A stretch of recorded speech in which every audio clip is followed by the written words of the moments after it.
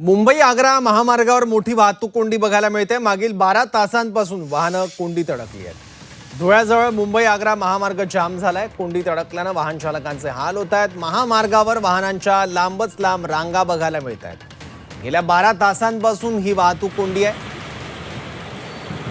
काही तासांपासून वाहनं अजिबात पुढे सरकत नाही आहेत। आधी धीम्या गतीने वाहतूक सुरू होती, पण आता सगळी वाहतूक जागच्या जागी बघायला मिळते। आणखी माहिती घेऊयात, आपले प्रतिनिधी प्रशांत परदेशी आपल्या सोबत आहेत। प्रशांत, आता नेमकी काय स्थिती आहे आणि वाहतूक कोंडी नेमकी आहे कशामुळे?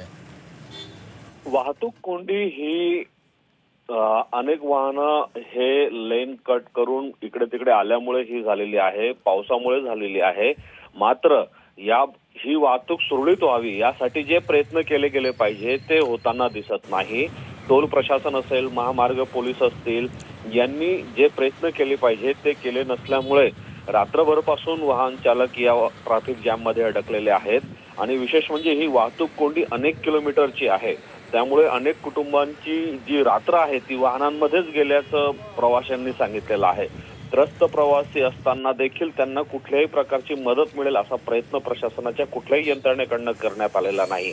एकीकडे अतिवृष्टी आहे, अतिवृष्टीचा इशारा दिला गेलेला आहे, आजही अतिवृष्टीचा इशारा आहे। मात्र नागरिकांच्या सुरक्षेसाठी प्रशासनाने ज्या पद्धतीने उपाययोजना करणं गरजेचं आहे त्या होताना दिसून येत नाहीत आणि त्यामुळे संपूर्ण रात्र महामार्गावरती अनेक कुटुंबांना काढावी लागलेली आहे।